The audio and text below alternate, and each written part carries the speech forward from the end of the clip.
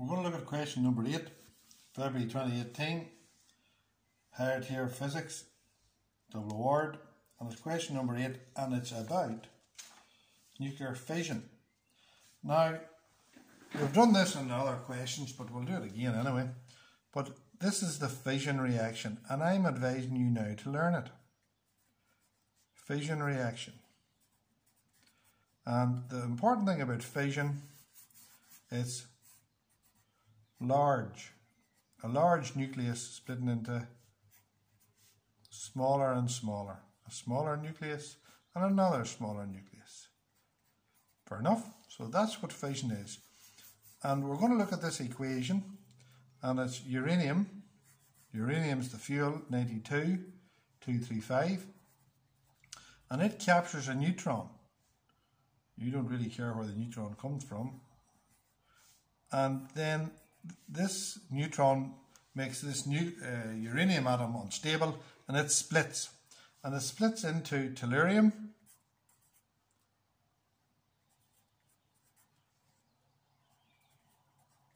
and zirconium.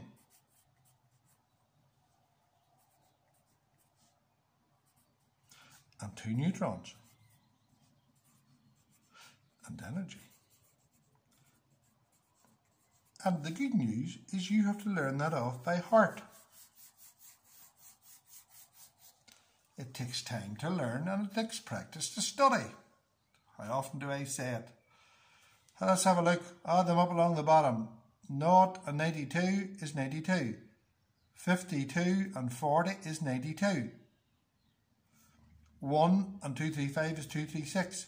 137 and 97 is 234. Don't forget 2 neutrons, all balanced.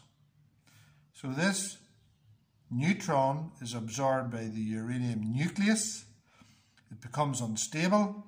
Know the feeling. It splits into tellurium and zirconium. It gives off these 2 neutrons, and they can be used for a chain reaction. I think Donna Summer sang chain reaction, but I'm not too sure.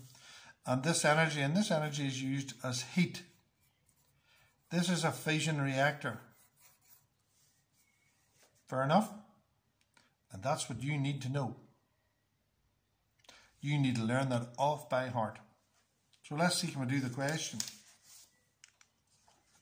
It says the diagram represents nuclear fission. There's the neutron.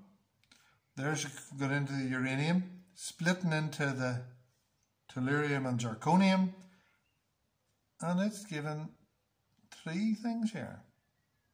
It's given 3 neutrons. Very good.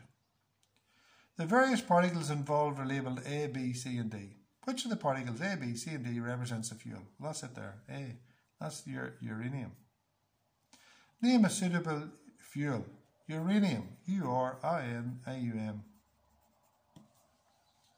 Right? Is there any other fuel that they would accept as an answer, I wonder? Plutonium. Which particle, A, B, C or D, is responsible for sustaining the chain reaction? It's these boys here that gives you the chain reaction. They're known as high energy neutrons, but to slow them down using a thing called a moderator. And it slows them down, and then you get a chain reaction, and you have to control it. So if you don't control it, you have a nuclear warhead, and if you do control it, you have a nuclear power station. Not really much choice between the two. Name the particle which initiates the fission reaction. That's the neutron. And the last part, a major benefit of using nuclear fission is that the process does not involve emission of greenhouse gases. Now, as far as you're concerned, there's more or less only 2 greenhouse gases. One CO2, carbon dioxide, and that's methane, CH4. Right? Unless you're a cow, you're not going to produce much methane. However, the emission of a greenhouse gas remains a criticism of the nuclear industry. State one reason why. It takes a lot of concrete to build it, and you get a lot of carbon dioxide off the construction of a nuclear power station. So that's where the problem really lies. It's in the construction of it.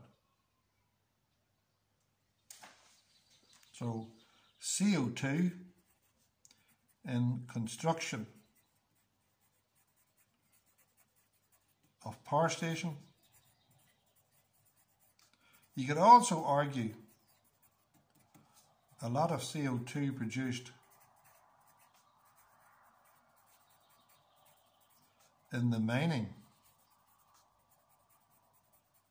of the fuel and the extraction of it.